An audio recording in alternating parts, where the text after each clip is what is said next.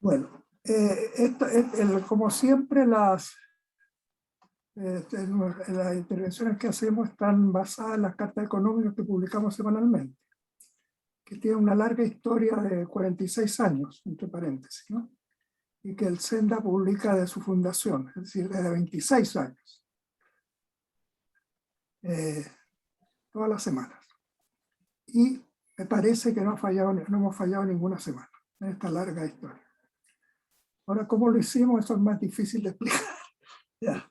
Bueno. Y entramos a materia, ¿no?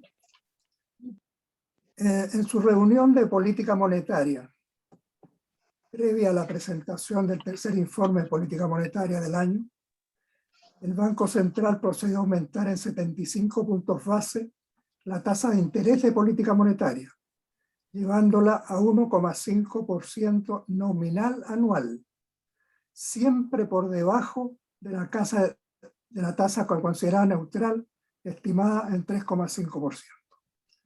Fue el mayor incremento experimentado por la tasa desde hace 20 años, cuando en 2001 se comenzó a expresar en términos nominales.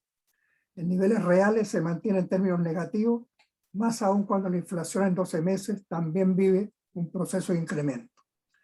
La tasa del Instituto del Emisor la seguirá aumentando, considerando que recién llegará a niveles neutrales, dejando de tener, por lo tanto, un carácter expansivo hacia mediados del primer semestre de 2022. El hecho que condujo a aumentar el incremento de los intereses lo constituyó el ritmo de alza del consumo. Tenemos que preocuparnos, expresó el presidente del Banco Central, Mario Marcel, de que este crecimiento importante del consumo, que ha estado tirando el carro de la economía, no llegue a un punto en el cual comience a influir de manera permanente sobre la inflación. Ello fue determinante para que la brecha de actividad se cerrase durante el segundo trimestre, en lo cual influyó también que un porcentaje importante de los empleos perdidos durante la crisis no han regresado a la fuerza de trabajo. En verdad, la tasa de interés de 0,5% nominal anual nunca manifestó en los niveles de actividad el carácter expansivo al cual se menciona el Banco Central. Las razones del incremento de la demanda interna tienen otras explicaciones, como la magnitud de las transferencias fiscales o el aumento de los ingresos personales o los retiros del fondo de pensiones. El empleo de la tasa de interés como elemento de política monetaria tiene un efecto marcadamente asimétrico, cuya debilidad se manifiesta precisamente en periodos de bajo crecimiento o recesión, como el vivido durante 2020, confirmando la limitación analizada por Keynes de las políticas monetarias. Marcel manifestó que el incremento efectuado daría una señal para que crezca el ahorro en vez de... Perdón, ahí no hizo una puntuación clave. Decíamos, el empleo de la tasa de interés como elemento de política monetaria tiene un efecto marcadamente asimétrico, cuya debilidad se manifiesta precisamente en periodos de bajo crecimiento o recesión, como el vivido durante el 2020, confirmando la limitación analizada por Keynes de las políticas monetarias. Marcel manifestó que el incremento efectuado daría una señal para que crezca el ahorro en vez del consumo. El estímulo al ahorro no se produciría o no se producirá mientras la tasa real de política monetaria siga siendo negativa, de la cual uno de sus grandes beneficiarios es la banca comercial, que en los últimos meses viene obteniendo utilidades muy elevadas. El Consejo ha respondido a la necesidad de evitar la acumulación de desequilibrios macroeconómicos, señaló el comunicado de la reunión, que en otras consecuencias podrían provocar un aumento más persistente en la inflación que la lleva a desviarse de la meta de 3% a 2 años plazo. Por ello, dice el comunicado, el Consejo decidió intensificar el retiro de estímulos monetarios, aumentando la tasa de política monetaria en 75 puntos base en esta reunión. Las razones dadas por el Banco Central explicativas del aumento fueron el crecimiento experimentado por la economía en el segundo trimestre de 18,1%, debido a un extraordinario dinamismo, dijo, del consumo privado superior a lo previsto, y además, agregó, da cuenta que las inyecciones de liquidez a los hogares están teniendo un efecto en el consumo mayor al esperado.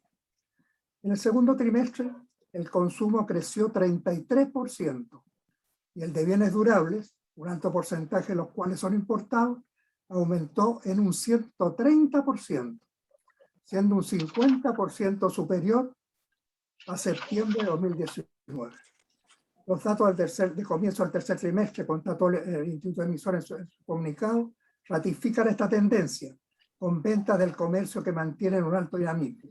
La ampliación hasta fin de año de las transferencias a los hogares determina que el crecimiento del gasto fiscal previsto para el 2021 será mayor a lo considerado en el informe de política monetaria adelantado.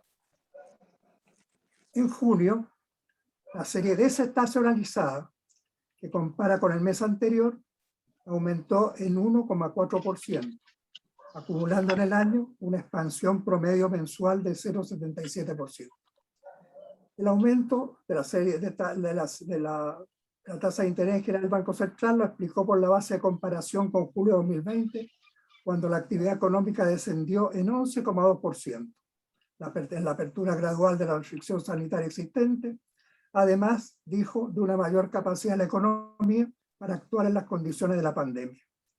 En el incremento desestacionalizado, el aumento se debe ante todo al sector servicios, por la apertura de actividades, y en segundo término, por el comercio debido al incremento de los ingresos personales.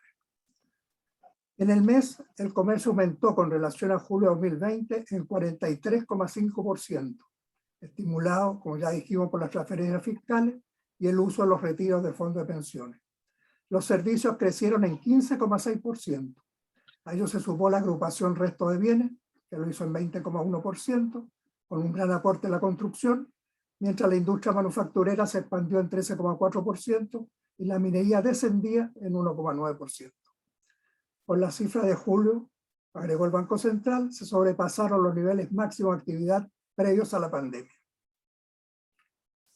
El Banco Central, como siempre, centra su preocupación en los incrementos de la inflación, la cual experimentaría una variación anual a diciembre de 5,7% en su escenario base, superior al 4,4% estimado en el IPOM anterior, que fue en junio, manteniéndose por encima del 5% la inflación durante el primer semestre del 2022. El incremento lo explica debido a tres factores internos. El primero es el dinamismo experimentado por el consumo. El segundo, la magnitud de las transferencias fiscales. Y el tercero, la devaluación del peso, cercana al 10% del informe de política monetaria anterior. Además, la economía en el segundo trimestre redujo su brecha de actividad, es decir, el crecimiento del producto efectivo se acercó al del potencial, lo cual señaló el comunicado, eleva la presión sobre los precios, aunque aún el mercado del trabajo experimenta un rezago. De la elevada suma de caída de empleo no recuperado, un alto porcentaje lo constituyen mujeres. Su porcentaje inactivo representa un 64% total, al sumar 780.000 más que en 2019. Sobre la inflación incide también su incremento a nivel mundial. El expresidente del Banco Central, Roberto Salles, señaló con razón: si uno mira las cifras de inflación hasta ahora, en mi opinión, dice Salles, se minimizó o no se consideró con bastante fuerza los factores externos y se sobredimensionó el exceso de gasto que se suele relacionar con la política fiscal y los retiros. Es evidente, subrayó, que hay un efecto de la inflación internacional en un país tan abierto como es Chile. El traspaso cambiario, debido al proceso experimentado de devaluación del peso, se materializó en que él cerró en agosto en 774,30 pesos por dólar estadounidense, con un alza en el mes de 2,03%, en un momento en que el dólar index en los mercados globales, que mide su evolución con relación a canasta de moneda, aumentó en agosto 0,5%. Además, incidió el incremento en las cotizaciones de los combustibles y una oferta en algunos sectores que aún no se restablece, lo cual también repercute sobre los precios. La inflación subyacente, que elimina las variaciones de los precios de alimentos y la energía, cerraría el año en 4,7%, alcanzará su nivel más elevado a mediados de 2022, cuando, según las estimaciones del informe de política monetaria, se acercará a 5,5%. Teniendo presente el componente externo de la inflación, la presidenta del Senado, Jimena Rincón, planteó que el Banco Central podría poner más atención en el mercado cambiario. El instituto emisor deja entregado absolutamente al mercado, con el agravante que para aumentar sus reservas internacionales está desde enero adquiriendo 40 millones de dólares diarios. Por esta vía ya adquirió 12.000 millones de dólares. Si la devaluación del peso constituye un factor inflacionario, debería obviamente haber suspendido a lo menos esta práctica. Entre las variables que inciden en la variación de la paridad está la evolución de la cotización del cobre, que repercute en incrementos o reducción de la oferta de divisas. China, su mayor demandante a nivel global, ha adoptado en estos días medidas nuevamente para que no influya negativamente en su inflación. A inicio de septiembre, su Administración Nacional de Reserva Estratégica, Departamento de la Comisión Nacional de Reforma y Desarrollo, el principal instrumento del país en planificación económica, dio a conocer que procederían a colocar en el mercado 150.000 toneladas de cobre, aluminio y zinc de sus reservas para enfrentar la presión del aumento en los precios de materias primas. Durante el año calendario ya había colocado en total 270.000 toneladas para moderar sus alzas. Esta determinación se produjo cuando el indicador de producción fabril privada del país, o sea, de China, el Caixin Market, del mes de agosto, se contrajo ligeramente por debajo de 50 puntos detalló a las medidas de contención de la variante Delta y a los altos precios de las materias primas. El indicador gubernamental descendió por su parte a 50,1 puntos, 150 la línea de separación entre crecimiento y contracción. Pero sobre los precios globales inciden otros factores también. Por ejemplo, ayer la cotización del aluminio alcanzó su nivel más alto en 10 años, como consecuencia del golpe de estado militar en Guinea, país rico en materiales, país rico en minerales, que amenazará con afectar la cadena de suministro del metal. La demanda interna continúa estimulada por el aumento experimentado en los ingresos personales. Se ha producido un significativo incremento en el ingreso familiar de emergencia, que durante un largo periodo fue marcadamente insuficiente, pero que a partir de las negociaciones sobre los llamados mínimos comunes se elevó fuertemente. En julio, según la Dirección de Presupuestos, aumentó en relación al mismo mes del año anterior en 59,7%. En dicho mes, el gasto corriente subió en 65,7%, en subsidios y donaciones lo hizo en 131%. En cambio, el gasto capital creció en cifra anualizada solo en un 10,6%. En los 7 primeros meses de 2021, el gasto público aumentó en 32,2%, superior al 27% estimado por el Ministerio de Hacienda en el informe de Finanzas Públicas. La expansión se produce en la cifra de subsidios y donaciones, que lo hizo en 77,4%, y explica el 96,6% de todo el aumento del gasto corriente. El informe de política monetaria estimó el incremento del gasto público del año en más de 35%. El crecimiento de la economía global y el fuerte aumento en la demanda interna han impactado al alza el comercio exterior del país.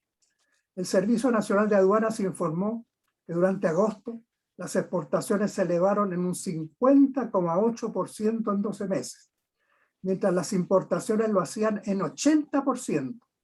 Ello redujo los superávit comerciales a solo 239 millones de dólares, porque mientras las colocaciones en el exterior llegaron a 8.558 millones de dólares, las adquisiciones fueron de 8.279 millones de dólares. Como acontece de hace varios años, las mayores exportaciones fueron a China, un 37,4% total. El saldo positivo de la demanda externa neta repercute positivamente en el incremento del producto. Al mismo tiempo, los ingresos fiscales también crecen tanto por la recuperación de la actividad económica, dado que son proporcionales a ella, como a los originados en el aumento de la cotización del cobre en los mercados internacionales. En el primer semestre, los ingresos fiscales aumentaron un 29,3%, como consecuencia de la recaudación tributaria neta, que incluye lo cancelado por la gran minería privada y los aportes de poder. En julio aumentaron en 16,4%. 52,9% consecuencia de las contribuciones a la minería privada y un 12% del resto de los contribuyentes, mientras el aporte de Codelco se expandió en 314,2%. En los 7 primeros meses del año, los ingresos por concepto del IVA, el tributo más regresivo, representaron un 58,62% total, incluyendo el reintegro de montos no cancelados en el año 2020 al acogerse a disposiciones tributarias para enfrentar la crisis. En general está en la mitad de los ingresos totales, incrementados durante 2021 por la evolución del consumo, lo que lo condujo a niveles récord. El Ministerio de Hacienda proyecta que durante el presente año su aumento, en relación con el ejercicio precedente, será de 29,4%. El crecimiento del gasto fiscal, señala el Banco Central, no alcanza a financiarse por los ingresos fiscales generados, lo cual aumenta las necesidades fiscales. Su proyección es que el déficit fiscal superará el año al 7%. El aumento del gasto del gobierno central, estimado por la DIPRES, por la Dirección de Presupuestos, para el 2021 es de 32,2%. Este porcentaje supera el 16,5% registrado el año 2009 para enfrentar las consecuencias del país de la recesión económica. Era hasta el momento el crecimiento del gasto público más elevado en un año. La mayor actividad económica y la reducción de las medidas restrictivas condujo a la recuperación parcial de la tasa de ocupación en el trimestre móvil mayo-julio, aumentando, informó el INE, en 100.000 plazas nuevas con relación al trimestre móvil anterior y en 1 millón en 12 meses. En mayo-julio, la recuperación se produjo fundamentalmente en trabajos informales, los cuales representaron, según el INE, el 96% del total. Por sectores económicos, el mejoramiento se originó en el consumo, 38,7%, y la construcción, 72,3%. Desde el punto más agudo de su caída, hace un año atrás, la recuperación del empleo perdido es de un 58,3%. La ocupación laboral llega a 56,2%, con anterioridad a la pandemia era de 63%. El mejoramiento se produce por el consumo y no debido a la inversión. Sostener un crecimiento con estas características, con todo el informe de política monetaria, sería muy perjudicial, en particular porque no cooperaría a reducir la brecha que aún existe en el mercado laboral, ante todo en el empleo femenino. El informe de política monetaria aumentó la proyección de crecimiento en 2 puntos porcentuales, llevándola de 8,5 a 9, llevándola entre 8,5 y 9,5%, a 10,5 o 11,5%. Ello tuvo lugar, señaló, debido a que se produjo una salida rápida a la recesión provocada por la pandemia del COVID-19, recuperación que ha superado ampliamente las expectativas. Pero para los años 2022 y 2023 redujo las estimaciones de actividad entregadas en junio a 2% y 1,5% respectivamente, considerando que se modifica la base de comparación y el término de medidas transitorias que han estimulado la demanda interna. En 2021, su proyección de crecimiento de este indicador fue de 18,5%, para bajar en los años siguientes a aumentos de apenas 0,9% en 2022 y 0,5% en 2023.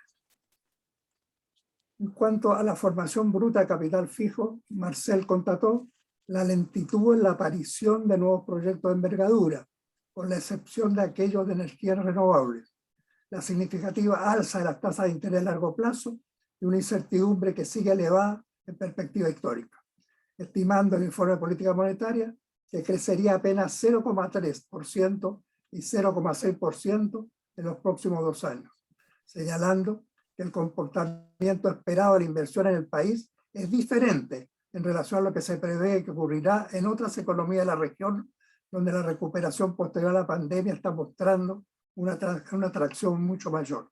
Igualmente considera que el consumo privado prácticamente no crecería después de su elevado incremento de mediados de 2020. Hasta ahí sería la primera parte.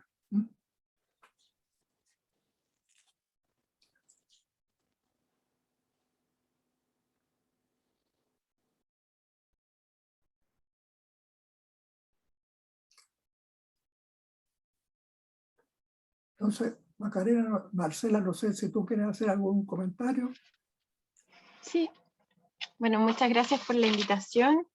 Es un gusto para mí poder comentar este informe que es tan completo además y tiene tantas dimensiones a las cuales que uno podría analizar. Me gustaría centrar en particular mis comentarios en este caso respecto de las proyecciones de crecimiento económico que hace tanto el IPOM como la CEPAL y ver también qué está ocurriendo en nuestro entorno más cercano en términos económicos. Para Chile entonces se ha proyectado como crecimiento para este año, estamos entre un 10,5 y un 11,5%. No obstante, para nuestra América Latina, la cifra no es tan sustantiva y por supuesto entonces nos pone en un escenario mucho más complejo en términos de las alianzas económicas que podamos realizar. En ese entorno, entonces, la pobreza, la desigualdad, también las dificultades respecto de la inversión, la baja productividad también que podría observarse en alguna de las economías cercanas, y por supuesto la informalidad, van a ser parte de las temáticas que vamos a presenciar en los próximos meses y seguramente en los próximos 5 años. En ese sentido, entonces, si uno analiza los últimos datos que entregó el INE al respecto, podemos observar cómo el empleo, tanto formal como informal, está generando un proceso de recuperación. Y eso también es complicado pensándolo en términos de que finalmente estamos volviendo a un escenario estructural para Chile que ya era muy complicado.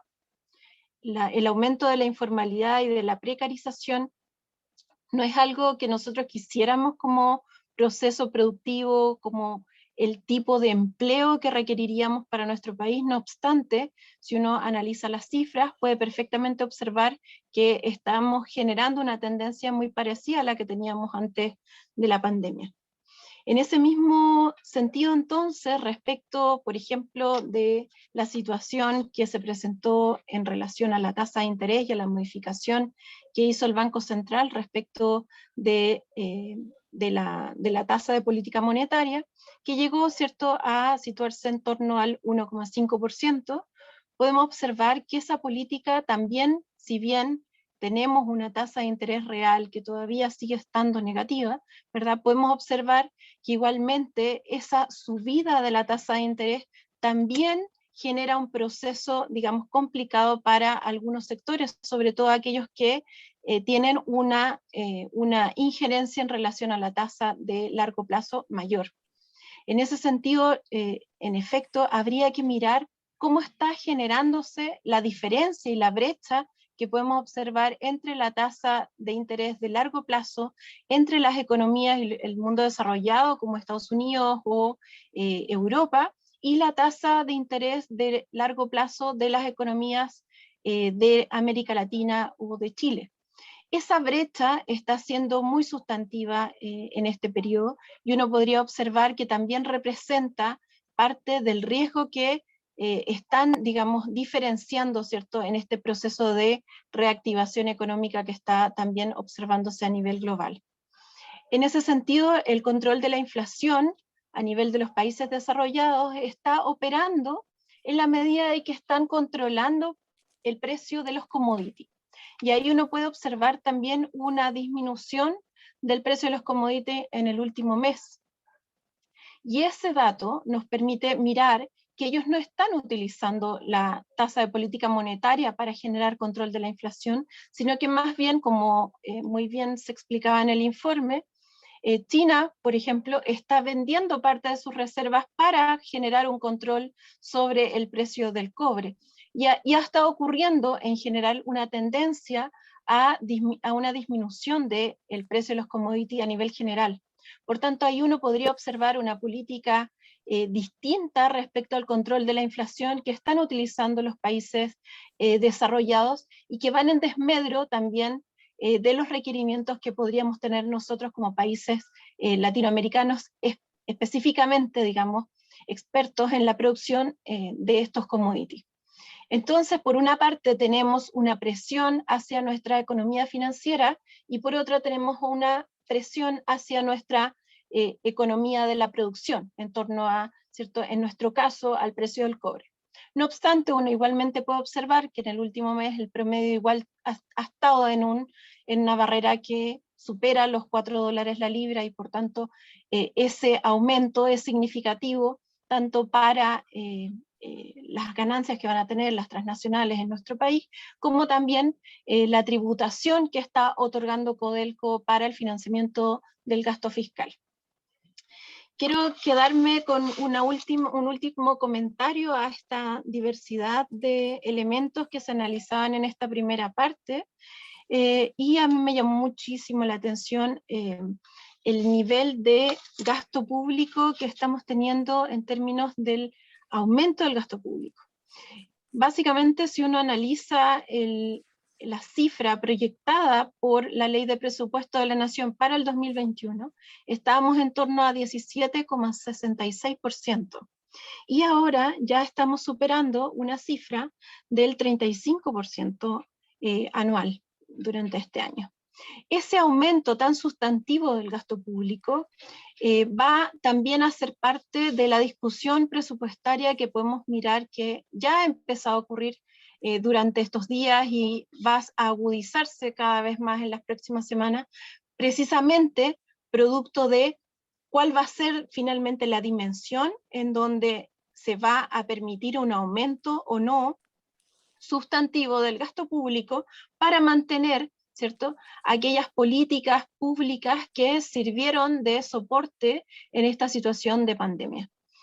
En mi opinión, creo que el gobierno debiese ser tremendamente precavido respecto de el desacelerar las políticas fiscales expansivas, básicamente porque es necesario generar un soporte de mediano plazo para que aquellos emprendimientos, aquellas pymes, aquellos sectores informales o que tengan que ver con, por ejemplo, los segmentos de mujeres o de jóvenes, puedan generar, ¿cierto?, un proceso de estabilización de este proceso de reactivación que estamos observando.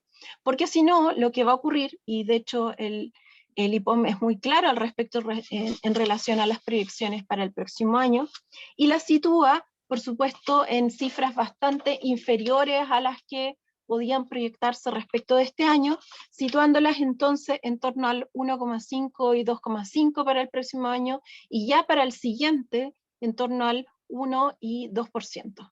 Y entonces tenemos un proceso ya bastante complicado en términos de la generación de desarrollo para nuestra economía. Muchas gracias, Marcela.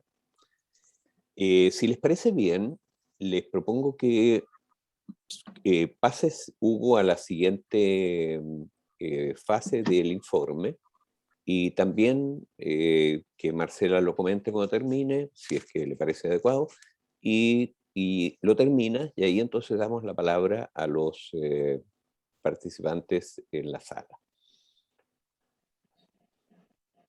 Bien. Esta sería la segunda parte, que sería la decisión de la Reserva Federal de anticipar la reducción de la emisión de bonos para fines de este año, según dijeron. Bueno, el presidente de la Reserva Federal Norteamericana, durante la cita anual en Jackson Hole, efectuada este año en forma virtual, con el título de Política Macroeconómica en una Economía Desigual, adelantó que posiblemente en el curso del año se reducirá la adquisición de bonos en el mercado por $120.000 millones mensuales. Esta política la Reserva Federal la mantiene vigente desde marzo de 2020 al estallar la pandemia. Yo opinaba, se limitó a decir el presidente de la Reserva Federal, como la mayoría de los participantes en la reunión de fines de julio, que si la economía evoluciona ampliamente como se anticipó, podría ser apropiado comenzar a reducir el ritmo de compra de activos este año. La mayoría a favor en el Comité Federal de Mercado Abierto de la Reserva Federal, el organismo que decide la política monetaria, su política monetaria, ya se conocía por la publicación del acta de la reunión. Lo que no se sabía era que Powell, su presidente, se había pronunciado en el mismo sentido. En su discurso de 23 minutos de duración, el presidente de la Reserva Federal se dedicó a fundamentar esta decisión. Sin tocar, señaló en ese momento, la mantención de la tasa de interés cercana a cero. Lo hizo utilizando el cambio de política monetaria decidida por la Reserva Federal en el año 2019, que permite una inflación superior al 2%, que es su objetivo sin intervenir, siempre que ello permita que se recupere el empleo a plenitud.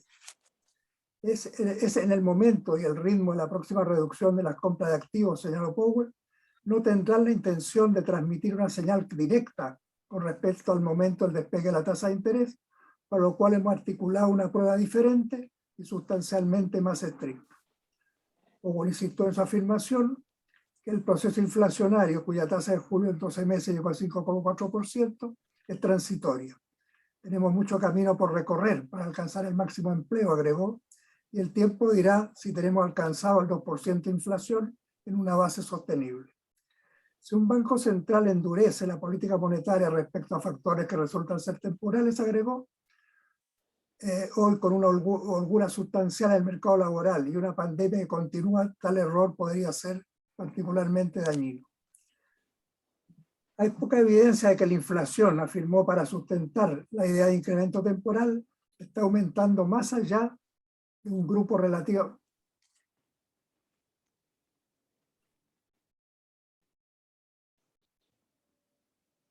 Está aumentando más allá de un grupo relativamente reducido de bienes y servicios que se han visto directamente afectados por la pandemia y la reapertura de la economía. Los bancos centrales siempre se han enfrentado a este problema de distinguir los picos de inflación transitoria de los desarrollos más problemáticos, y a veces es difícil hacerlo con confianza en tiempo real. Entre los ejemplos dados por el presidente de la Reserva Federal en esta dirección estuvo que los salarios no han aumentado tanto como para generar un círculo vicioso, así como que nos empezaron a moderar los precios de los automóviles usados, los cuales en un momento aumentaron apropiadamente debido a la insuficiencia de producción de vehículos nuevos por la carencia de chip utilizado para su fabricación, sosteniendo que el aumento de los precios se iría reduciendo gradualmente, acercándose a la meta del 2%, agregando que el alza tuvo lugar en los precios de la energía y en algunos servicios, los cuellos de botella registrados en el comercio mundial. Una alza particularmente elevada tuvo lugar en el tráfico marítimo debido a la carencia de contenedores, agravado por la paralización temporal de algunos grandes puertos, particularmente en China, afectados por la variante Delta. El mayor productor de chips mundiales, la empresa taiwanesa Taiwan Semiconductor Manufacturing, anunció un aumento de sus precios hasta en un 20% a fines de agosto. La empresa representa más de la mitad del mercado mundial de facturación de semiconductores. En el segundo trimestre del año, obtuvo una ganancia neta equivalente a 4.800 millones de dólares sobre ventas netas de 13.300 millones de dólares, con un margen de ganancia neta de 36%. La economista jefe del Fondo Monetario Internacional, Ita Gopinath, expresó preocupación de que la inflación crezca más rápido de lo esperado, ya que eso requeriría una normalización mucho más rápida de la política monetaria en Estados Unidos. En esa misma dirección se manifestó el ex economista jefe del Fondo Monetario, Maurice Hofer, considerando que el daño podría ser especialmente fuerte en los países de renta media y baja, dado el endeudamiento experimentado desde que estalló la pandemia. Si se ven afectados por un aumento repentino en el endurecimiento de las condiciones de financiamiento en dólares y tal vez por una inversión de los flujos de capital, eso podría ser bastante, dijo, devastador con una pandemia en curso. Barry Green, académico de la Universidad de California, Berkeley, considera que la inflación será más elevada de lo estimado por la Reserva Federal. Por ello es de opinión que las presiones inflacionarias pueden obligarle a hacer sus cambios de reducción en la compra de activos y alzar las tasas de interés un poco antes de lo planeado actualmente, agregando que Powell tiene mucho cuidado de no generar grandes dudas, de no generar grandes sorpresas en la economía y los mercados financieros. La deuda pública media de las grandes economías emergentes, de acuerdo a cifras del Instituto de Finanzas Internacionales, aumentó en 2020 de un 52,2% a 60,5% del producto, su mayor incremento histórico. El ingreso de inversiones en renta variable y fija en los primeros 9 meses del año pasado a la vez superó siempre citando al Instituto de Finanzas Internacionales, más de 360.000 millones de dólares a los mercados emergentes. Desde entonces disminuyó, pero siguen siendo vulnerables a cambio de énfasis por parte de los inversionistas. A ello se suma que, señaló Gita Kopinash, muchos de los problemas a los que nos enfrentamos, incluidos los de la inflación y los cuellos de botella en las cadenas de suministro, tienen que ver con el hecho de que la pandemia está haciendo estragos en diferentes partes del mundo. El temor reside en que se puedan repetir los problemas originados en los mercados financieros en 2013, cuando la Reserva Federal de Estados Unidos resolvió aumentar los estímulos monetarios antes de lo previsto. Uno de los problemas de la declaración que hizo el entonces presidente Ben Bernanke en 2013 no fue tanto que la Reserva Federal empezaría a reducir la relajación cuantitativa, señaló Gita Kopinash, sino que también señaló que las tasas de interés empezarían a subir más rápido de lo que se esperaba. Esta vez añadió, la Reserva Federal ha declarado claramente que primero empezará a reducir los estímulos y luego empezará a subir las tasas de interés. En cuanto al empleo, el presidente de la FED destacó que en los 3 meses previos a su discurso, o sea, en mayo, junio y julio, el panorama se había acelerado considerablemente, a un incremento promedio, dijo, de 832.000 puestos de trabajo mensuales nuevos. El ritmo de la contratación, subrayó, es más rápido que en cualquier otro momento de la serie histórica previa a la pandemia. Este panorama puede mejorar, agregó, en las próximas semanas con el regreso a las escuelas y continúa el proceso de vacunación. Y el fin de las ayudas por desempleo en la primera quincena de septiembre. Estimó que el PIB aumentaría en el año 7%, habiendo ya recuperado el nivel previo a la pandemia. En agosto no se cumplió con el proceso de aceleración del empleo destacado por Powell. El Departamento de Trabajo informó que la creación de empleo fue solo de 235.000. La dificultad se manifestó fundamentalmente en aquellos sectores económicos que exigen más presencia física a sus trabajadores. En cambio, las vacantes de puestos de trabajo siguieron muy elevadas, alcanzando a 10,1 millones. En agosto, los salarios en 12 meses aumentaron un 4,3%. La variante Delta sigue afectando la recuperación del empleo. Pasado mañana se conocerán las resoluciones del Banco Central Europeo, que se prevé vayan en la misma dirección de las adoptadas por la Reserva Federal. En el segundo trimestre, la economía de la eurozona creció a 2,2% con relación al trimestre anterior y la Unión Europea en 2,1%. En 12 meses, es decir, con el momento de su mayor caída, lo hicieron en 14,2%. Pero la Unión Europea y la eurozona continúan por debajo en 2,5% del periodo prepandemia, cuando Estados Unidos ya lo superó y China lo hizo mucho antes. Hasta ahí sería el segundo comentario. Que seguramente José Gabriel Palma nos podrá precisar, enriquecer extraordinariamente. Siempre que quiera, si no quiere, no. Pero Marcela, no, por supuesto, pero Marcela primero. Adelante, José Gabriel. Puede comentar después que tú. Sí, por supuesto. Sí. Mira, lo que pasa por acá es bien entretenido en el sentido analítico, por lo menos, porque, o sea, muy rápidamente, como todos saben, desde la crisis del 2008 para adelante, el famoso quantitative easing, la política monetaria expansiva de los bancos centrales, es algo que, desde el punto de vista keynesiano, uno instintivamente está a favor. El gran problema es que está basada en la teoría económica más, digamos, distorsionada, que es todo el famoso secular stagnation. O sea, toda la idea, para simplificar, es que la forma de reactivar una economía es creando boom financieros, creando burbujas financieras, y que esas burbujas de alguna forma van a arrastrar al resto de la economía. Y como sabemos, eso nunca ha sido así y no tiene por qué ser así ahora. O sea, hay una cantidad de temas que no se conversan. Hay una cantidad de conflictos de interés entre políticos, banqueros y el resto que es muy interesante. O sea, bueno, Paulson, que era el ministro de Hacienda de Estados Unidos al momento de la crisis del 2008, venía de ser el gerente general de Goldman Sachs. y básicamente su política fue salvar a su compañía, de la cual por supuesto era accionista y el resto. O sea, acordémonos que 100 ejecutivos de Estados Unidos, de las 100 empresas de más alto valor en el índice bursátil, sus fondos de pensiones son mayores que la acumulación de los fondos de pensiones de la mitad de Estados Unidos, de las personas de Estados Unidos. O sea, 100 personas tienen más acumulados fondos de pensiones que la mitad del total de los trabajadores de Estados Unidos. Ahora, y por supuesto, eso es todo plata financiera. O sea, ahí hay un conflicto de interés de por qué la urgencia de reactivar los mercados financieros, un tema que no se habla, pero es como aquí se dice el elefante en la pieza, o sea, todos saben que existe, pero se ignora.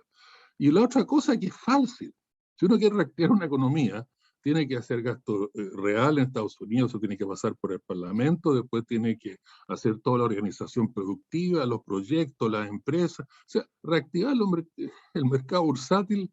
Lo único que hay que hacer es tirarle benzina al fuego, o sea, tirarle más liquidez al fuego. O sea, una de las cosas que tampoco se habla es que de alguna forma hacer eso es fácil, y cuando se hace y resulta, bueno o malo, bueno, da sensación de que la política monetaria está funcionando. Y las cosas peores es que esa liquidez va sin ni siquiera condicionalidad de verdad. O sea, llenan de liquidez a los bancos sin ninguna condicionalidad de que parte de eso sea, por ejemplo, préstamo a la pequeña y mediana industria. Los bancos hacen lo que quieren y la mayor parte de eso liquidez ellos mismos la vuelven a meter a la parte especulativa de los mercados financieros. Y como ustedes saben, o sea, el mercado bursátil del 2009 hasta el 2018 tuvo el periodo más largo en la historia de subida constante mes a mes sin parar. Las cifras de las merger and acquisition, o sea, el comprar otra empresa, todos los meses son récord. Este mes acaba de salir otro récord que nunca pasó los 4,5 billones de dólares. Y sí, o sea, básicamente todo, como decía ahí alguien en el Financial Times, todo está a la venta. O sea, es cosa de encontrar a alguien que es dispuesto a pagar los precios absurdos que tienen en este momento las compañías. Y por ejemplo, en la Comunidad Europea, o sea, todos los países, salvo Italia, mínimo, los bonos públicos de todos los países de la Comunidad Europea son la tasa de interés real es negativa. O sea, si alguien me dice que Grecia, con su deuda que es más de 200% del PIB, con el desastre que es su economía, si hay alguna lógica que sus bonos públicos los pueda colocar a tasa de interés negativa, o sea, que hayan actores que están dispuestos a pagarle a Grecia por el favor de poder comprar los bonos públicos griegos. Y el único, como le digo, que la tasa positiva de Italia, y además que es 0,1, o sea, prácticamente negativa. Y por supuesto, como decía Marcela y Hugo, eso tenía un impacto también en el precio de los commodities.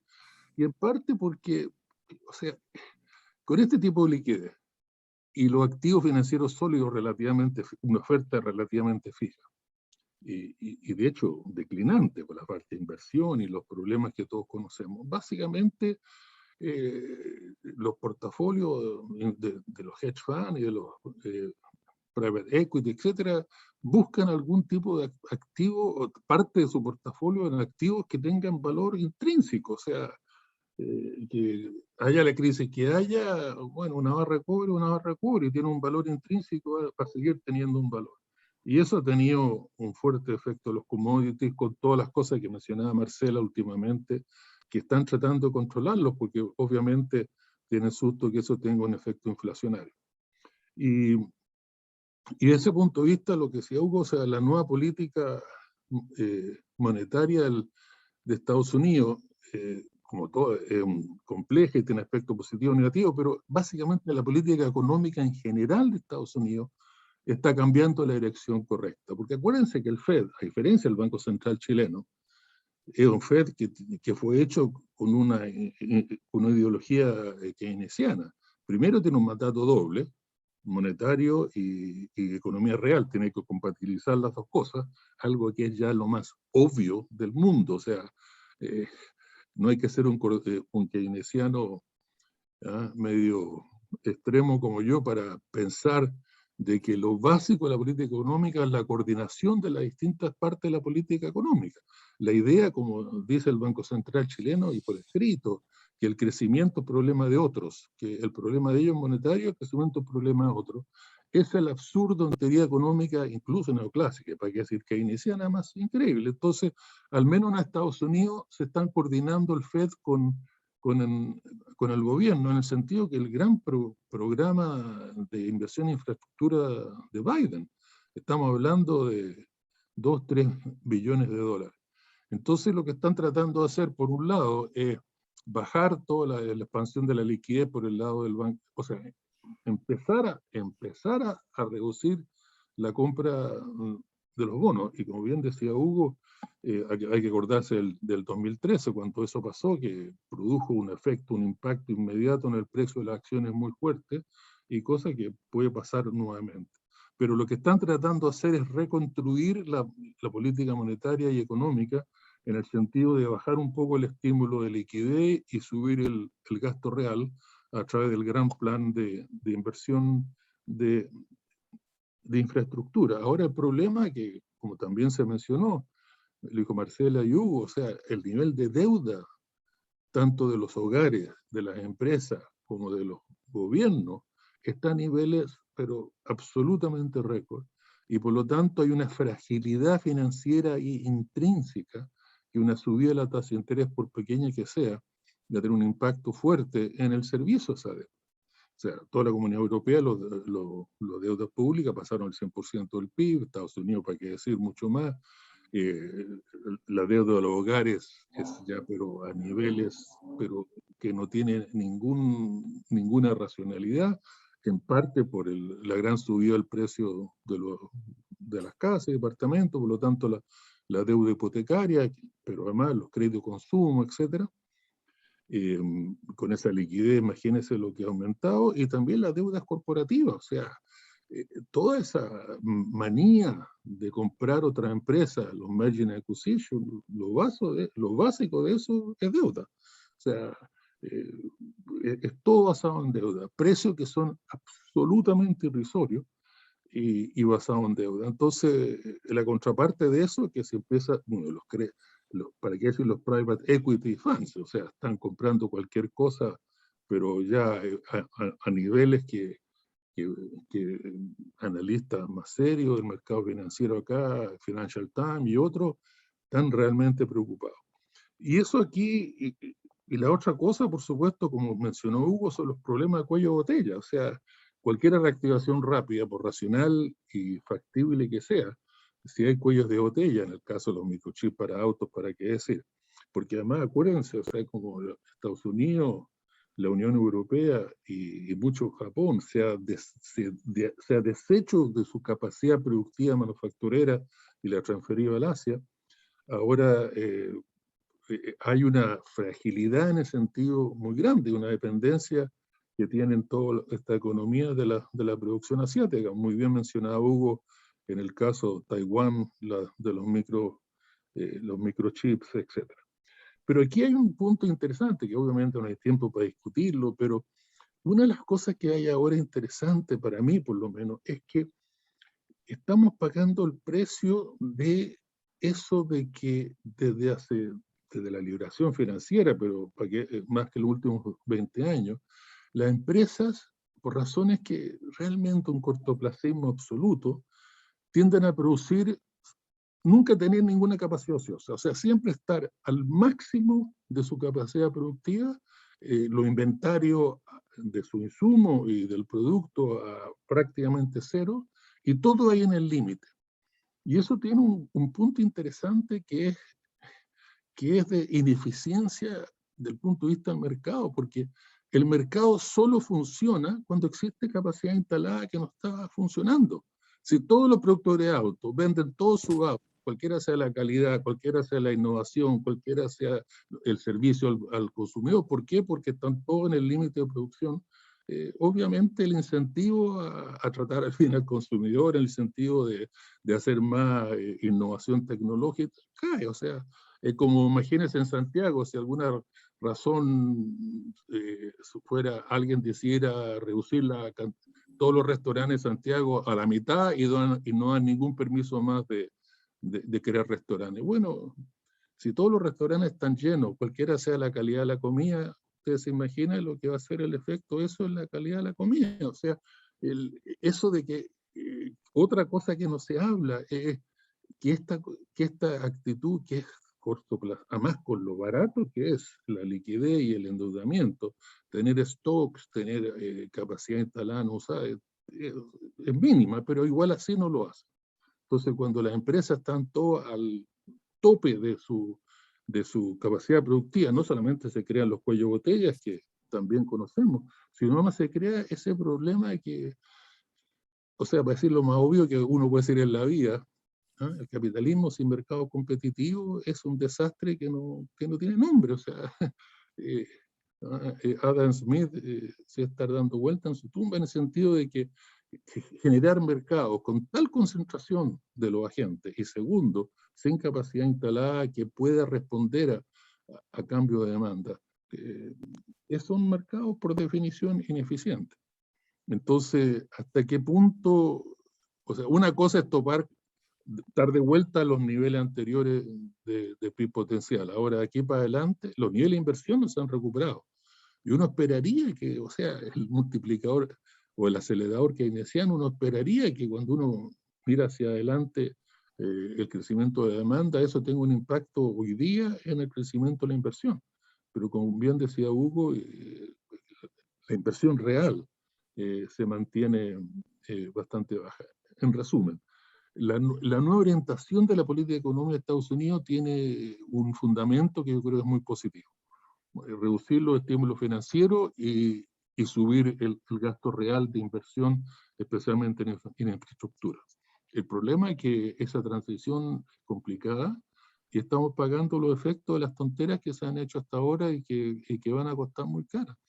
Y eso, bueno, o sea, la necesidad de ese gasto real es fantástico. O sea, la última vez que leí un número, en Estados Unidos solamente hay 7.000 puentes en autopistas, 7.000 puentes que están bajo el nivel mínimo de estándar de ingeniería de seguridad. O sea, están bajo el mínimo legal de seguridad. Pero como no había gasto en infraestructura, se los dejó así. O sea, imaginen la urgencia de ese gasto en infraestructura. Por lo tanto, no puede ser más bienvenido. Y parece que Biden logró pasarlo por el Congreso, aunque todavía le quedan un par de movidas, y con lo de Afganistán, etcétera, se le complicó la cosa, pero parece que va. Entonces, de alguna forma, la cosa norteamericana, gracias a que el Fed es capaz de caminar y masticar chicle, o sea, es capaz de ver lo monetario y además lo real, y además tiene un grado de independencia menor que el absurdo de la independencia que hay en Chile, que es absoluta. Entonces esas dos condiciones favorecen la coordinación de la política del Banco Central con la política del Ministerio de Hacienda y del gobierno, y la cosa va en buen camino. Ahora, hay fragilidad ahí en el corto plazo que están aflorando y que, bueno, va a haber que ver hasta qué punto, o sea, es muy difícil predecir lo que sigue hacia adelante, pero yo creo que la dirección es la dirección correcta, bajar el estímulo monetario y subir el estímulo real. Ahora, ¿cómo van a reaccionar los mercados financieros, los cuellos de botella, el hecho de la inversión? Además, esto en la geopolítica es interesantísimo, otro tema que no nos vamos a meter, pero el poder que le da a China y a los países asiáticos, que son los únicos que producen todo este tipo de manufacturas que son fundamentales para toda la actividad económica en el resto del mundo, les da una manija política que realmente es, hay que integrarla a cualquier análisis geopolítico o político hacia adelante. En fin, básicamente estoy muy de acuerdo con lo que dijo Hugo y perdone si me extendí mucho. Gracias. Al revés, muchas gracias, José Gabriel, por este complemento tan importante a este aspecto del informe de Hugo. Yo les propongo que pasemos a la parte final de... Perdona, falta Marcela. Ah, perdona, Sí, Marcela. sí. Sí, voy a ser muy breve. Quisiera enfatizar sobre el rol que tiene el Banco Central en Estados Unidos, cuestión que también estuvo en discusión durante este último periodo. Básicamente porque tenemos la posibilidad histórica en nuestro país de poder generar un rediseño de cuáles podrían ser las misiones que habría que otorgarle al Banco Central, y que no solo estén asociados, ¿cierto?, a una visión muy en torno al control de la inflación, a la estabilidad de los precios, sino que también que pudiera incorporar otros elementos, como lo podría ser, ¿cierto?, este segundo mandato que existe en Estados Unidos respecto de la promoción del empleo, o también, por ejemplo, en nuestro caso, en nuestro país, tenemos ya 5 zonas de sacrificio, y por tanto la variable medioambiental va a ser económicamente una variable cada vez más relevante para generar procesos de integración en la política pública. Por tanto, ese también podría ser un elemento que podríamos considerar a la hora de la discusión, ¿cierto?, que vamos a tener en este proceso constituyente en el cual nos encontramos. Otro elemento que quería comentarles respecto de lo que han dicho mis colegas es que la CEPAL también emitió un informe en donde hace un énfasis muy importante para salir de este estado de brecha de subdesarrollo en torno a la generación de deuda o de aumento en la liquidez.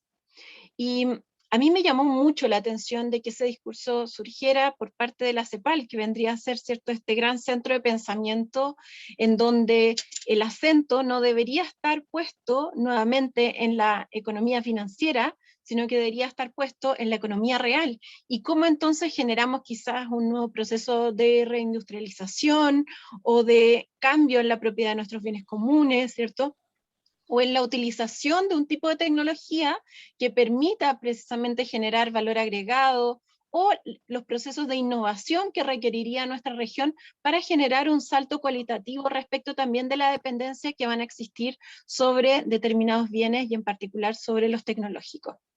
Ese es el tercer punto al que me quiero referir, que guarda relación con la inflación. La inflación que estamos observando es una inflación que, claro, en nuestro país tiene relación con los alimentos y con el transporte, por ser una inflación importada, ¿cierto?, respecto del aumento del precio del petróleo que hemos observado en las últimas semanas, pero también es importante que miremos aquellos otros bienes en los cuales nosotros no somos intensivos en términos de producción, que son los bienes intensivos necesariamente en la tecnología.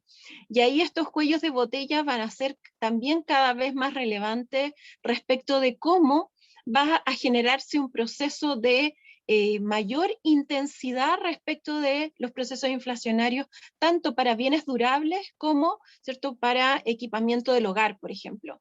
La gente cuando tiene la posibilidad de tener algún nivel de ingreso extra, intenta entonces, frente a este escenario de proyección de inflación, generar algún tipo de resguardo. Y ahí entonces los automóviles, las viviendas, los bienes durables van a mantenerse en una presión inflacionaria precisamente por este techo que estamos observando respecto de la producción. Eso es algo que también en algún momento debiésemos abordar como países de América Latina. Y creo que es fundamental también que nuestro gobierno sea capaz de enfrentar ese tipo de discusiones, porque si uno mira el contexto actual en el que nos encontramos, se está produciendo, por otra parte, un estancamiento tecnológico muy relevante. Estamos teniendo un estancamiento que puede durar 5 o 10 años o quizás más. No han habido procesos de innovación importantes en ningún ámbito a nivel tecnológico. Y ese proceso de estancamiento tecnológico puede durar mucho más tiempo si además va acompañado de un proceso de crisis social, política, de una guerra o de un proceso también sanitario. Entonces, en ese orden de magnitud, el elemento tecnológico va a ser también estratégico en términos de la discusión, y sobre todo esta discusión relacionada con la inflación, con los procesos inflacionarios, y cómo esos procesos inflacionarios finalmente impactan no solo a los hogares, sino que también a la generación de capacidad instalada.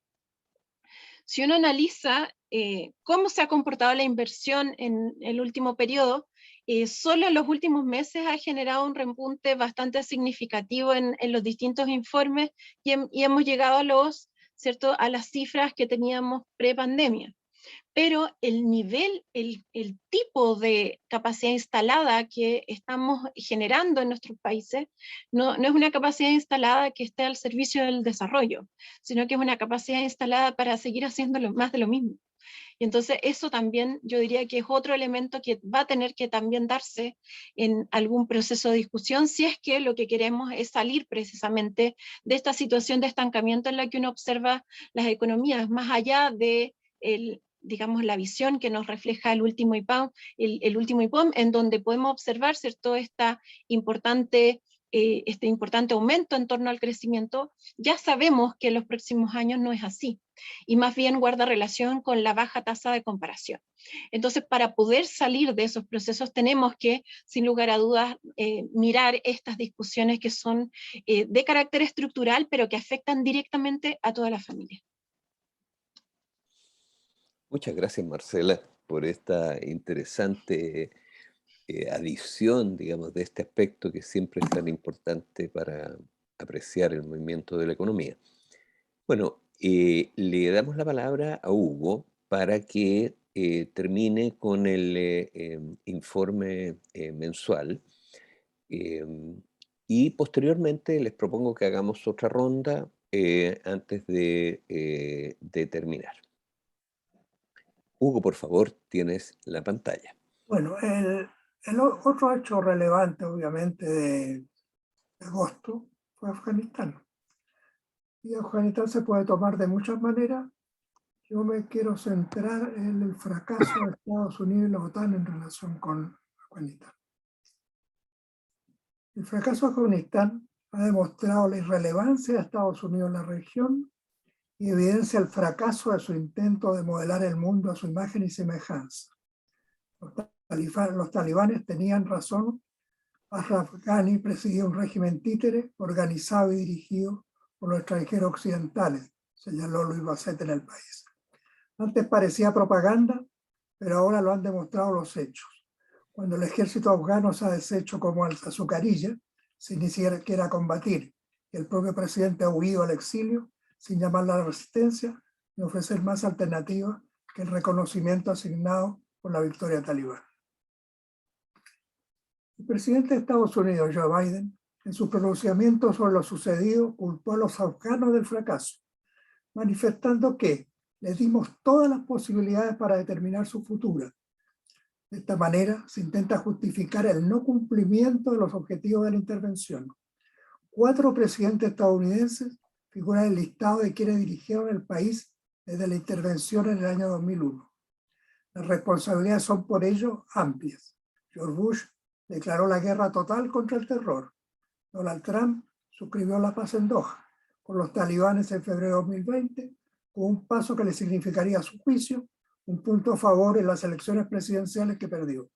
Obama, que llegó a la presidencia como un candidato antiguerra, según escribió en sus memorias, fue sobrepasado por los responsables militares que pedían, al contrario, aumentar los efectivos en Afganistán con el objetivo de lograr su estabilización. Obama declaró terminada la guerra en 2014, destinando a partir de ese momento los esfuerzos y los fondos posteriormente en asesorar y sostener a unidades armadas afganas. Su rápido derrumbe, a pesar de los ingentes recursos que se le destinaron, muestran el total fracaso de esta orientación. Biden y los altos mandos militares de Estados Unidos responsables de accionar en Afganistán efectuaron sucesivas declaraciones sobre la capacidad de acción que tendrían las fuerzas que apoyaron y organizaron, las cuales sostuvieron superaban en número y armamento a los talibanes. Su derrumbe fue generalizado, proporcionando a los talibanes un gran arsenal militar adicional.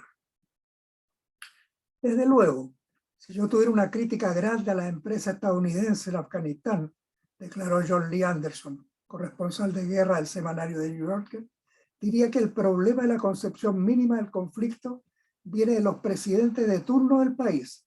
Nunca se molestaron en conocer una sociedad compleja, con muchos líderes de muchos tipos, que en muchos casos eran más poderosos que el presidente. Cuando Biden dice que los afganos no pelearon, es insultante. Ellos ponen los muertos, y cuando hablamos del $1 billón que Estados Unidos se ha gastado en la guerra, ¿y cuánto fue a los afganos? ¿Y cuánto fue a la Boeing, a DynCorp, a Halliburton, a KBR o las demás empresas involucradas en el conflicto? Un factor muy poderoso en la derrota fueron los altos niveles de corrupción que se desarrollaron aprovechando la cantidad de recursos económicos utilizados. La corrupción endémica en el gobierno del depuesto presidente Ashraf Ghani, señaló Financial Times, dio a los talibanes la oportunidad de ganarse la simpatía de muchos afganos hartos de pagar sobornos. John Shopter, el inspector general nominado por Barack Obama en 2012, entregó un informe el 31 de julio de su gestión. Tras 20 años, dice, y 145.000 millones intentando reordenar Afganistán, el gobierno de Estados Unidos tiene muchas lecciones que aprender. Para salvar vidas y evitar despilfarros, fondos y abusos en Afganistán y un fuerte costo en vida, los países de la OTAN comprometieron a su vez la intervención $2,2 billones. Para el Archivo de Seguridad Nacional, ONG vinculada a la Universidad de George Washington, se mantuvo una campaña engañosa. El gobierno de Estados Unidos engañó a la población durante casi 2 décadas sobre el progreso en Afganistán, mientras ocultaba en canales confidenciales los atentados. Se ha hablado mucho de los beneficios que los talibanes obtienen del comercio de opio y la heroína, señaló por su parte el Financial Times, pero las cantidades que se recaudan de otras actividades son muy superiores, en especial de los impuestos a productos como combustible y cigarrillos que transitan por las carreteras del país de 40 millones de habitantes, sin salida al mar. Afganistán sigue siendo, añadió, el mayor productor de opio del mundo, a pesar de los $9.000 millones dedicados a operaciones antidrogas en los años transcurridos en la invasión liderada por Estados Unidos en 2001. Los talibanes cobran impuestos sobre las cosechas de droga, aunque los analistas debaten el grado en el que participan activamente en su comercio. De acuerdo a cifras del Banco Mundial, Afganistán, un país de 38,9 millones de habitantes, produce un 70% del opio mundial, unas 3.300 toneladas anuales, que en 2020 le proporcionaron ingresos por 393 millones de euros en su comercialización. Dispone además de una gran riqueza minera. En 2010, una prospección minera efectuada por Estados Unidos lo comprobó. Dispone de enormes depósitos de litio. Se estima que un 47% de la población, esta es la cifra menor que yo he visto, se encuentra en situaciones de pobreza. Desde luego, el fracaso no es solo estadounidense. El candidato en Alemania para suceder en la Cancillería, Angela Merkel, Armin Laschet, calificó la derrota en Afganistán como la mayor debacle para la OTAN desde su fundación. La intervención se efectuó utilizando por primera vez el Tratado del Atlántico Norte para ayudar a Estados Unidos como respuesta ante los ataques del 11 de septiembre del 2001. Invocamos, constató Jens Stoltenberg, secretario general de la OTAN, el artículo 5 en 2001, pero no lo invocamos para proteger a Afganistán. El motivo para ir a Afganistán era impedir ataques contra Estados Unidos, que es miembro de la OTAN. Pero al mismo tiempo reconoció, no esperábamos que todo colapsase en cuestión de días, después de 20 años de potente inversión para crear las fuerzas militares afganas, de pagar sus salarios, de financiar su formación, de equiparlos con armamento. Este accionar conjunto de la OTAN fue reemplazado por decisiones adoptadas unilateralmente por Estados Unidos, como se confirmó para un ejemplo en la caótica salida de Afganistán. El 24 de agosto, el portavoz de los talibanes, Mujahid, declaró: no está permitido que ningún afgano vaya al aeropuerto, la multitud debe volver a sus casas. No hemos acordado ninguna extensión y todas las evacuaciones de extranjeros deben terminar el 31 de agosto. Por su parte, el grupo de los 7 efectuó el mismo día una reunión de emergencia para asegurar la salida de miles de extranjeros afganos en situaciones vulnerables y ampliar el plazo establecido por Washington de finalizar la evacuación el 31 de agosto. Al mismo tiempo, en la cita, se pretendía resolver asuntos de la importancia de cómo concordar la interlocución con los talibanes. La reunión finalizó, esto no es raro, la reunión del grupo de los 7, con el acuerdo limitado de buscar todas las vías posibles que hagan posibles evacuaciones después de la fecha límite establecida. 2 días después, en una acción reivindicada por el Estado Islámico, de un ataque suicida en que se hizo explotar un artefacto explosivo portado en la chaqueta efectuada en la puerta de Abadía del aeropuerto de Kabul, el cual causó más de un centenar de muertos, 13 de ellos integrantes de las Fuerzas Armadas estadounidenses y numerosos heridos, 15 de Estados Unidos. El portavoz de los talibanes, Mujahid, destacó que en el lugar de la acción, las fuerzas de Estados Unidos eran las responsables de la seguridad, pero previamente, obviamente, debió el suicida atravesar controles talibanes. El Estado Islámico y los talibanes son enemigos declarados, con objetivos globales diferentes. El Estado Islámico está por un califato universal y se encuentra en pugna con los intereses nacionales de los talibanes. El 28 de agosto, Estados Unidos efectuó una operación calificada de castigo contra la rama afgana del Estado Islámico en la provincia de Nangarhar, al este de Kabul. La acción se efectuó mediante un dron que atacó, según detalló el general de división del ejército, William Taylor, a objetivos de alto perfil, sin que se produjesen daños a civiles. Agregó que se procederá a efectuar acciones antiterroristas según sea necesario. El curso de los acontecimientos también demostró que la prolongada intervención de Estados Unidos tampoco terminó con acciones en territorio afgano que golpearon a sus fuerzas armadas y acentuaron los costos políticos de la salida para la administración de Biden. Apenas partió la noche del 30 de agosto del aeropuerto de Kabul, el último avión estadounidense, la unidad de élite de los talibanes, para simbolizar lo sucedido, ingresó al terminal aéreo con equipamiento militar abandonado por los estadounidenses, los cuales, como destacó el New York Times, dejaron todas las armas y el equipamiento para suministrar a los talibanes. La guerra más larga de Estados Unidos, escribió por su parte, como balance la revista The Atlantic, ha sido un crítico fracaso y los errores en la gestión del conflicto merecen escrutinios en los próximos años. Lo que estamos viendo, enfatizó, es la administración de 20 años de malas decisiones por parte de líderes políticos y militares de Estados Unidos. En los primeros días de septiembre, los talibanes se dedicaron a estructurar su gobierno. Mientras tanto, expertos estadounidenses efectuaron un análisis del arsenal militar que quedó en Afganistán.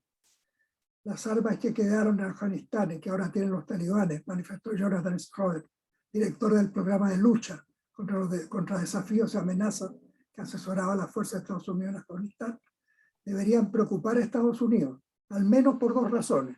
La primera, dijo, es el potencial de los talibanes para usar esas armas en contra de los mismos afganos que Estados Unidos había estado equipando y entrenando. Y la segunda es el potencial de que estas armas sean vendidas por los talibanes o se filtren fuera de Afganistán a través de varias redes de contrabando a otros grupos yihadistas. Si bien, añadió, es menos emocionante que los aviones, que son de los que más se ha hablado, es probable que los talibanes también hayan capturado decenas de piezas de equipos electrónicos de grado militar, como radios encriptadas y dispositivos de interferencia, utilizados para contrarrestar dispositivos explosivos improvisados. Afganistán, señaló por su parte Wall Street Journal, quedó plagado de abandonadas y decadentes plantas de energía, escuelas, fábricas, edificios de oficinas y bases militares. SIGAN, un organismo de control independiente del Departamento de Defensa, describió que el gobierno norteamericano desperdició 2.400 millones en activos de capital que no se usaron o abandonaron, que no se usaron para los fines previstos o fueron abandonados. Miren los países en los que se ha librado la guerra contra el terrorismo, escribió Ezra Klein en The New York Times. Afganistán, Irak, Yemen, Somalia, Libia. Cada uno de estos países está peor. De alguna manera, las pruebas de la idea de que la intervención militar estadounidense conduce inexorablemente a lograr mejoras circunstanciales simplemente no existen. Ahí sería, con eso terminamos la tercera parte. Muchas gracias, Hugo, por este fin de tu análisis. Con lo bueno que termina, ¿cierto? No, de los acontecimientos del mes, y además porque haces una magnífica introducción a la actividad que tendrá Senda este viernes, en el cual su título es justamente Afganistán, y donde tenemos como invitados a destacados intelectuales y destacadas intelectuales en los ámbitos que son conocedores del tema en particular de Afganistán, y especialmente desde los ángulos, digamos, de lo que es el islamismo, pero también desde, hay dos mujeres que son, digamos, importantes teóricas y dirigentes del movimiento feminista que van a estar presentes allí. Así que aprovechamos de invitarles para este viernes a conocer más sobre Afganistán, este hecho tan importante que Hugo ha destacado en su informe. Yo quiero ofrecer la palabra a nuestros invitados presentes en la sala para que podamos comentar otros aspectos de este informe tan rico acerca de los acontecimientos del mes de agosto. Así que ofrezco la palabra a los participantes en la sala para hacer preguntas o intervenciones al respecto. También, por cierto, a nuestros comentaristas, a Marcela, a José Gabriel, en fin. Sí, muy brevemente comentar lo de Afganistán. Me parece que es muy importante que como principio para mirar este tipo de temáticas es el principio de autodeterminación. Porque en el horizonte uno podría perfectamente pensar qué ocurriría en el mundo si con todos estos conflictos comerciales, económicos, en torno a los bienes comunes, se van produciendo nuevamente oleadas de guerra. Y claro, tuvimos un nuevo tipo de guerra en el mundo durante muchos años, que son estas guerras que son finalmente procesos también colonialistas. Entonces, claro, si uno mira el nivel de armamento que dejaron en Afganistán y se fija dónde está localizado Afganistán, está muy cerca de China, por ejemplo. Entonces, uno perfectamente podría observar que ahí también hay un punto de posible conflicto hacia el gobierno chino. Y de hecho, así las mismas autoridades chinas lo plantearon hace unas semanas atrás. No es casual que hayan dejado ese nivel de armamento hoy día en Afganistán a libre uso. Y por tanto, estos niveles de conflictividad política, económica, armamentista que vamos a ir observando en el mundo, tienen que ser siempre orientados en términos de la discusión en torno a los procesos de autodeterminación. Yo diría incluso en la consideración de lo que ocurre respecto de las mujeres. Y aquí voy a hacer una súper breve introducción de lo que se va a conversar el día viernes. Pero en mi opinión es relevante leer también a las feministas afganas. Por ejemplo, hay una feminista que es islámica, que es Shirin Alvi Sivai, que plantea que esta relación, esta mirada occidental respecto de cómo debiesen ser las mujeres o qué debiesen aceptar o qué no debiesen aceptar, esa noción de lo correcto está normada en función también de miradas colonialistas. Entonces, que finalmente utilizan el feminismo para, como argumento a favor de procesos coloniales. Entonces, ese tipo de argumentaciones nos permiten situar la discusión ya no en contraposición de, por ejemplo, nosotros estamos de acuerdo en fortalecer los derechos humanos o estamos de acuerdo en tener una mirada de lo que debiesen hacer las mujeres en torno a una mirada occidental, o entonces tener una mirada en donde nos permitamos comprender que hay distintas culturas y que cada una de esas culturas tiene el derecho de autodeterminarse y por tanto no tenemos, digamos, que imponer, ¿cierto?, un tipo de cultura occidental, en particular estadounidense, en procesos que finalmente, como muy bien Hugo presentaba a nivel económico generaron un profundo desgaste en la sociedad y que además produjeron un nivel de conflicto social importante en esa zona durante muchos años. Esa mirada del conflicto creo que es importante como ir sentando bases para precisamente generar procesos de emancipación y en particular de superación del colonialismo que han visto y que se ha visto en distintas regiones, incluso en nuestra región. Muchas gracias, Marcela, por este importante complemento, digamos, a este aspecto de lo que pasó en agosto, tan relevante para el mundo entero. Y que continuaremos con tu presencia también, conversando acerca de él en nuestra sesión del día viernes. Yo les ofrezco nuevamente la palabra a los presentes en la sala para que pregunten, comenten acerca de los diferentes aspectos que ha tocado Hugo en su magnífica intervención.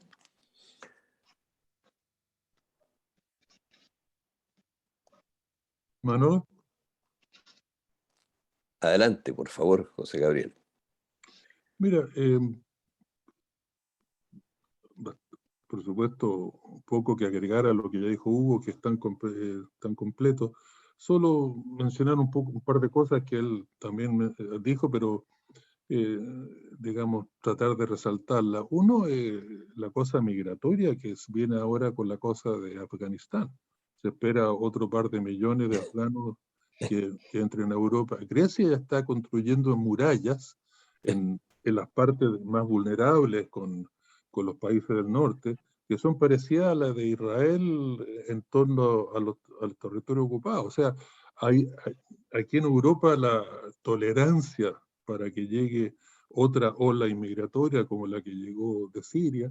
Claro, o sea, cada vez que se meten a hacer tonteras en Libia, o en Siria, o en Afganistán, Irak, claro, una de las resacas que les llega de vuelta es todas estas olas migratorias y más encima reclaman.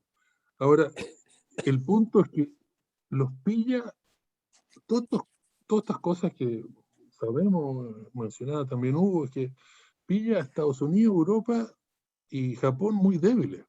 O sea, hay una cosa aquí en la geopolítica interesante que Estados Unidos, no, o sea, es bastante más obvio su debilidad en su política externa, Afganistán siendo lo más obvio, pero esto, todos los analistas esperan que Biden pierda las elecciones o sea, los demócratas, las elecciones del Parlamento el próximo año. O sea, Biden pierde su mayoría que tiene en este momento en la Cámara de Diputados y Senado. Y eso significa que, igual que Obama, que en los 2 primeros años pasó la reforma de salud y las 2 o 3 cosas que hizo, pero después el resto de su primer periodo y segundo periodo en política interna fue absolutamente enmasculado por la falta de mayoría en el Parlamento. Acuérdense que no pudo nombrar ni siquiera a los jueces de la Suprema. Y en esto, tocando un tema Marcela, o sea, lo que pasó en Texas con la ley de aborto es algo muy importante. O sea, básicamente un Estado saca una legislación que va contra la Constitución, restringiendo prácticamente, haciendo imposible cualquier aborto, y la Corte Suprema lo apoya con mayoría 5-4. O sea, Estados Unidos débil fuera y con los conflictos internos que se están saliendo como de ese tipo, y con lo más probable, un presidente que el próximo año en adelante no tenga control del Parlamento. Acuérdense que en el Senado están absolutamente empatados, y la única razón que Biden tiene mayoría es porque el presidente del Senado es la vicepresidenta esa es la norma en Estados Unidos. Entonces, tenemos Estados Unidos débil, la Unión Europea es ya patético, o sea, básicamente Estados Unidos quiso salir de Afganistán, ni siquiera consultó a ninguno de los líderes, lo hizo y el resto tuvo que seguirlo. Pero imagínense la Unión Europea sin la Merkel. O son 17 años de ahí, de al menos cierto liderazgo que hacía una falta fundamental. Y de los dos candidatos más importantes a primer ministro, a chancellor, si me preguntan el nombre, ni me acuerdo los nombres, o sea, desconocido absoluto. En fin, o sea, la Unión Europea sin la Merkel, Japón con su desastre político, el primer ministro acá anunciar que renuncia, que sale apenas en un periodo muy corto, y, o sea, Estados Unidos, Japón y Europa débil, problemas que salen, no, Afganistán es uno, acuérdense, Irán un cambio de gobierno, y el nuevo gobierno de Irán es mucho más duro que el anterior, mucho más duro, y en la cosa nuclear, no es broma, o sea, y su relación con Israel. En otras palabras, todos los centros tradicionales débiles, los conflictos importantes por todos lados, y haciendo un poco ciencia ficción, si hubiera vivido un Kissinger en el Asia, imagínense si se formase un bloque Rusia, China e India. O sea, un bloque político fuerte. Cambiaría el equilibrio geopolítico internacional completo, con un occidente débil, básicamente aislado, económicamente un desastre. O sea, la situación internacional, digamos, Afganistán es como lo que, obvio, pero yo creo que hay un nivel de incertidumbre y fragilidad, especialmente Occidente, que es muy, y todo indica que va a ser peor con Biden perdiendo la mayoría del Parlamento, Alemania sin la Merkel, etcétera, etcétera. En otras palabras, no sé, mejor ponerse el cinturón de seguridad para continuar adelante. Hay una fragilidad aquí que Hugo la ha mencionado bastante bien. Muchas gracias, José Gabriel. Ofrezco la palabra a los participantes en la Bruno sala. estaba pidiendo la palabra, Manuel. ¿Perdón? Bruno estaba pidiendo la palabra. Ah, perdóname, que yo por alguna razón aquí no lo veo. Por favor, interviene. Tienes la palabra. Hola, gracias, buenas tardes. Bueno, yo soy Bruno Lavín, conozco a mucho tiempo a Hugo Fazio, a Manuel Riesco, y me he ido, digamos, cultivando un poco en la parte económica, escuchándolo a ellos y a otros economistas también, y es algo muy, digamos, es una ciencia muy, muy compleja. A Hugo Fazio, la última vez, porque yo participé en ICAL, por los años 2010, 2008, por ahí, llevamos a Hugo Fazio, me acuerdo, a un encuentro en la biblioteca Severín en ese tiempo. Así que desde antes de ahí que lo estoy conociendo ya. Bueno, yo soy pensionado en este minuto por consorcio, pensionado municipal, trabajé 31 años en el municipio de Valparaíso. Y bueno, hay muchas cosas que uno quisiera aquí expresar, pero el tiempo es corto. Voy a tratar de ser lo más. Pero en relación a lo que estamos hablando ahora, lo que a mí, por ejemplo, me preocupa es que lo que pasa, por ejemplo, bueno, lo que pasó con Afganistán, ahí Estados Unidos es muy estratégico también, porque Afganistán, ¿no es cierto?, deslinda con Pakistán en toda su zona sur casi. Entonces, por ahí está China, tiene interés en reabrir, parece de nuevo, el asunto que le llaman la ruta de la seda, que cruza todo Pakistán.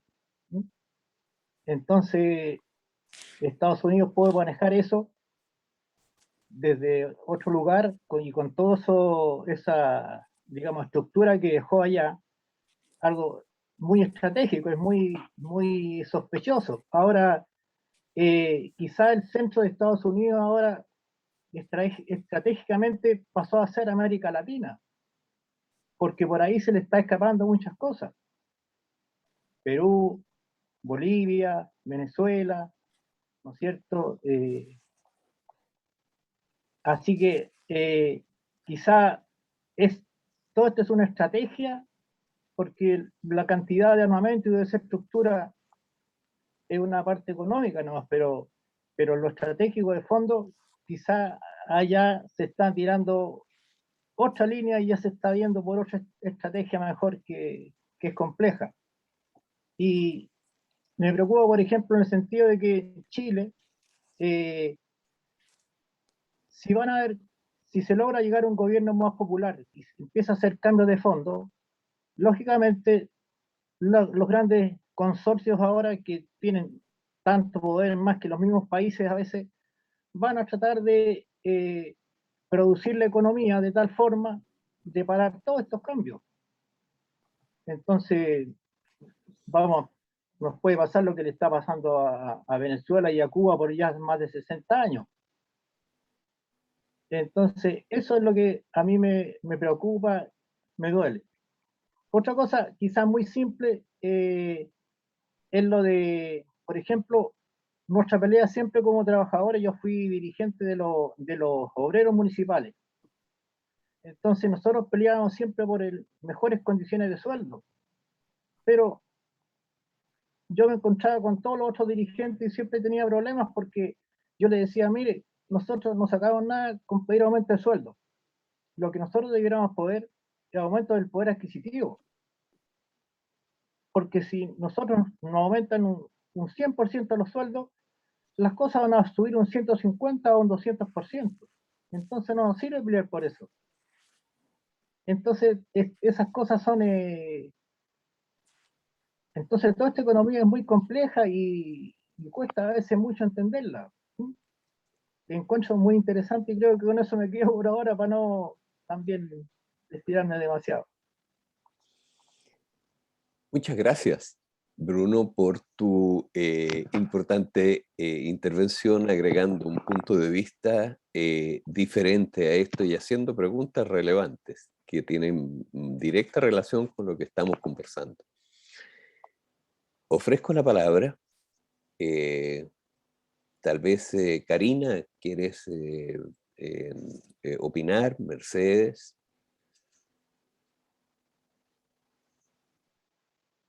Yo no, muchas gracias. Estoy feliz escuchando desde aquí. Muchas gracias. Bueno, les propongo que, siendo ya las 8:30, vayamos cerrando esta intervención.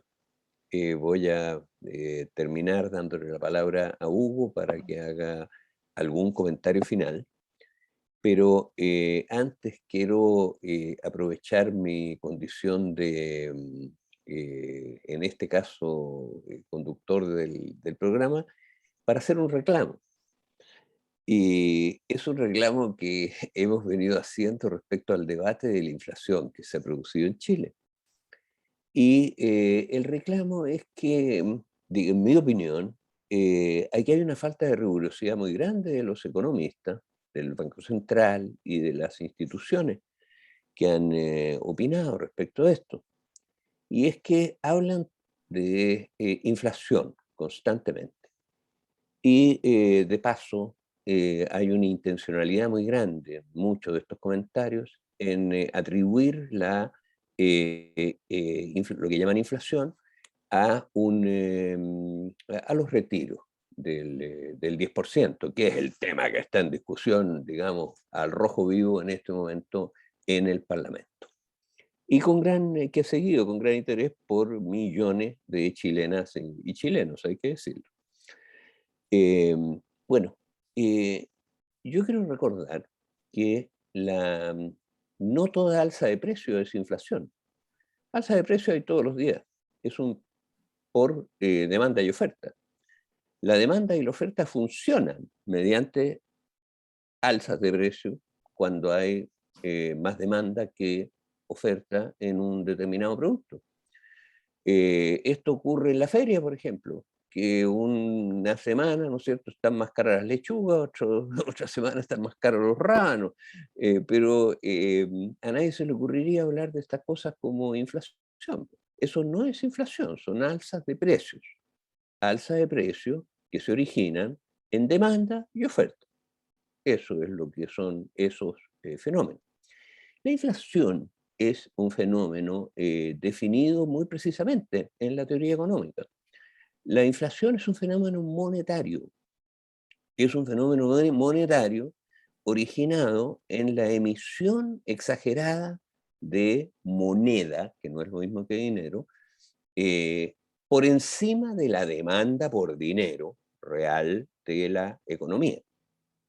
Entonces, si un gobierno, que son los que hacen las emisiones, ¿cierto?, emite más moneda que el dinero que requiere la economía para funcionar y pagar sus deudas, en ese caso hay una depreciación de la moneda. Y eso es lo que es la inflación, pues. La inflación es una depreciación de la moneda, un envilecinamiento de la moneda. La moneda se hace vil, no sirve. Eso es la inflación.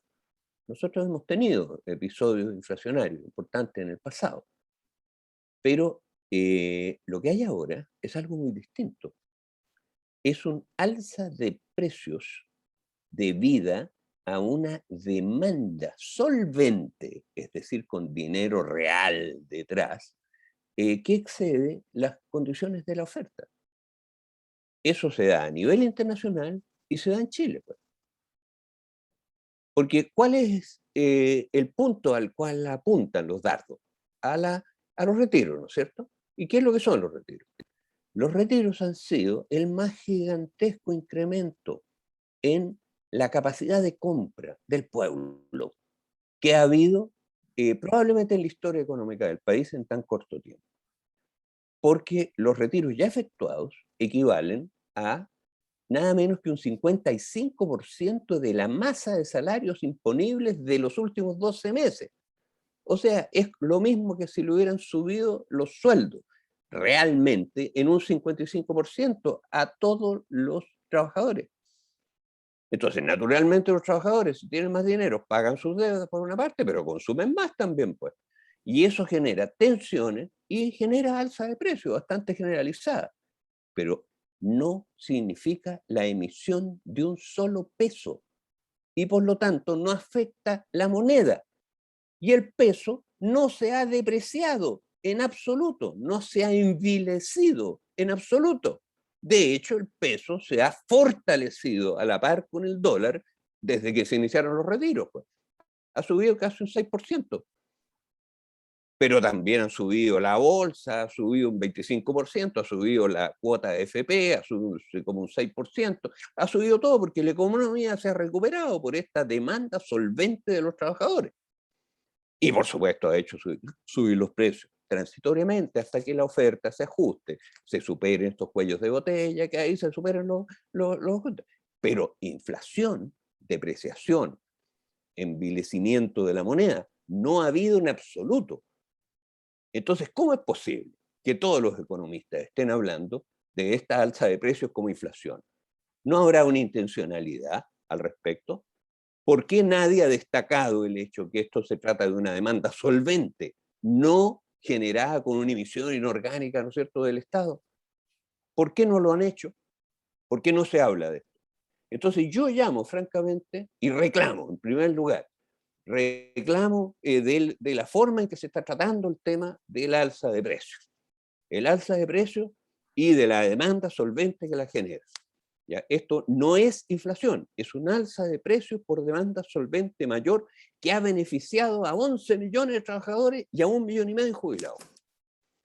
Entonces, el punto es, digamos, que, bueno, yo hago este reclamo. ¿Quién me hará caso? No sé, pero el reclamo lo dejo puesto. Entonces, le damos la palabra para que termine esto a nuestro director, Hugo Facio. ¿Piensas que yo adhiera a tu reclamo o que lo critique tu reclamo?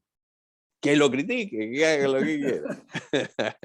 Por eso le doy la palabra al Un par de final. cosas con relación a lo que decía Bruno.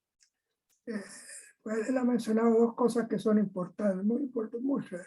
Las dos cosas que muy importantes que yo creo que Estados Unidos y América Latina, realmente es un tema importante. Ahora, la política, como yo la veo seguida por el gobierno norteamericano actual, no tienen para nada en cuenta América Latina, salvo en los bloqueos que mantiene a Cuba y Venezuela, que es un punto claramente de conflicto. Pero el resto de América Latina, a mi juicio, no está presente ni tiene una política diseñada, ni es su preocupación principal, a mi juicio, en mi opinión. Ahora, había otro tema que Bruno plantea que me pareció bien interesante, no me acuerdo en este momento.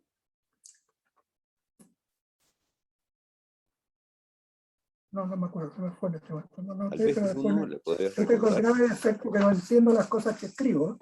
Así que escribo, pero no entiendo lo que escribo. La ruta de la seda, ¿será? No, la ruta de la seda, no, ese es un tema que está planteado.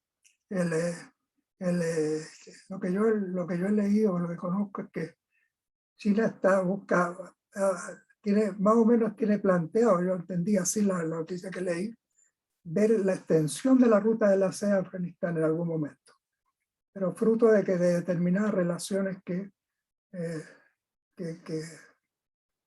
le permitan eso, ¿no? Es como un tema de estudio, por decirlo así.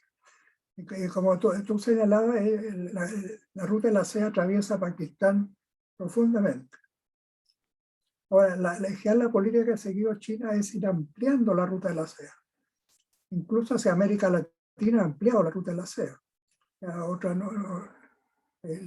Y Chile es, desde ese punto de vista, en algunas medidas, un lugar preferente en este momento en la inversión china en la región. Muy destacado. Bueno, sobre lo que planteaba nuestro vicepresidente, yo creo que podría ser motivo de otro foro, ¿no? Yo tengo una visión más simple, el de la inflación, ¿no? Y le agregaría una palabra a esa, la palabra generalizada. La inflación es una alza generalizada de precios, no solo una alza de precios. Pues lo otro es microeconomía y no es macroeconomía. Bueno, pero ese es otro tema de discusión. Ahora, creo que no todo el problema de la inflación está vinculado con el tema de los retornos, de los retiros. Ahora, lo que los retiros han jugado un papel, sin duda. Ahora, pero no es el único tema que está planteado. O sea, creo que hay que tener en cuenta que las razones de la inflación, en mi manera de ver, son múltiples. No es solo la relación oferta-demanda, no es solo la creación de masa monetaria por el Banco Central, que por lo demás ha creado masa monetaria, habría que poder conocer, yo no conozco bien cuánto ha creado, pero ha creado masa monetaria. Por dos vías, una por vía de créditos directos, una línea financiera que la lleva a través de los bancos comerciales y otro comprando activos en el mercado, que lo ha hecho. Sobre todo bonos bancarios, que es lo que más ha comprado. En una política monetaria que lleva el Banco Central, que en gran medida ha beneficiado a la banca comercial. Las altas ganancias de la banca comercial actualmente no están separadas de la actitud del Banco Central. Y entre otras cosas porque le presta dinero con tasas negativas. Pues la cadena de financiamiento del Banco Central pasa por los bancos comerciales. Pero o sea, la razón a mi juicio, del alza de precios son múltiples. Por eso daría para realmente un gran tema. Y para canalizar tu reclamo, habría que organizar otro debate que lo hagamos sobre la inflación. Podría ser muy interesante. Pero a mi juicio son muchas las razones de la inflación.